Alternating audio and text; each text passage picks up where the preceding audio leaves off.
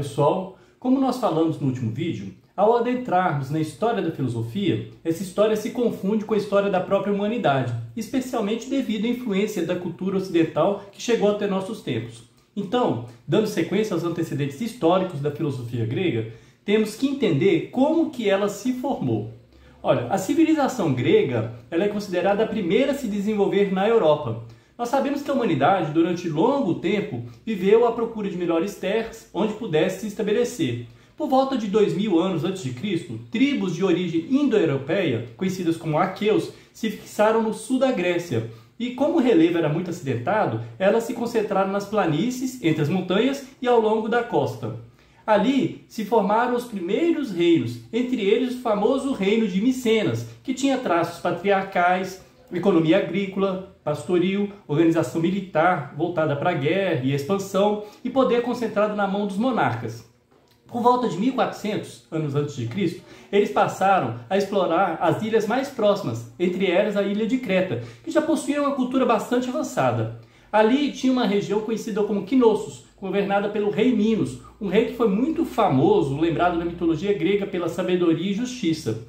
E a partir daí, os minoicos e micênicos passaram a se relacionar com diversos outros povos, os povos orientais, os egípcios, sírios e demais povos do mar Egeu, da Ásia Menor, ilhas de Rhodes, Chipre, e resultou num intercâmbio cultural muito frutífero.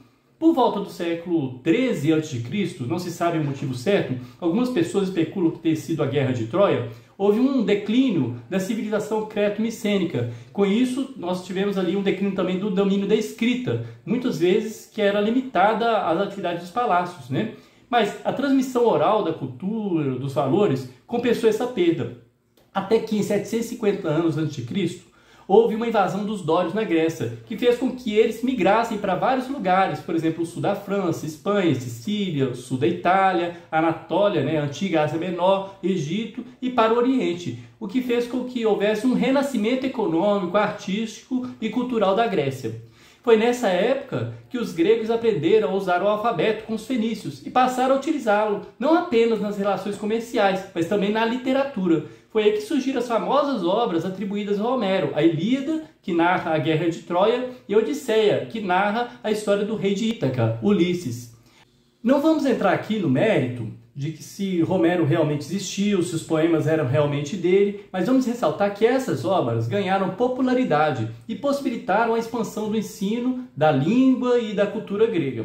E também foi nesse período que surgiram as primeiras cidades-estado, que eram formadas por homens livres, estrangeiros, escravos, e elas eram independentes umas das outras, incluíam um centro urbano e territórios e povoamentos que a cercavam. Cada cidade-estado tinha um patrono, que era um deus ou uma deusa, que era reverenciado no templo através de rituais específicos.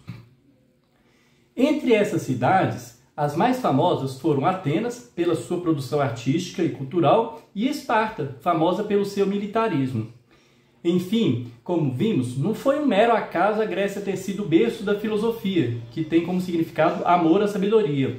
Os gregos souberam se aproveitar do contato que eles tiveram com outros povos e se apropriaram de suas culturas, trazendo uma nova visão do mundo, das coisas, passando a utilizar a razão para conhecer e questionar a realidade. No próximo vídeo, nós vamos ver como que os mitos, apesar de serem depois superados por uma visão mais racional da realidade, contribuíram exatamente para que ela viesse à tona.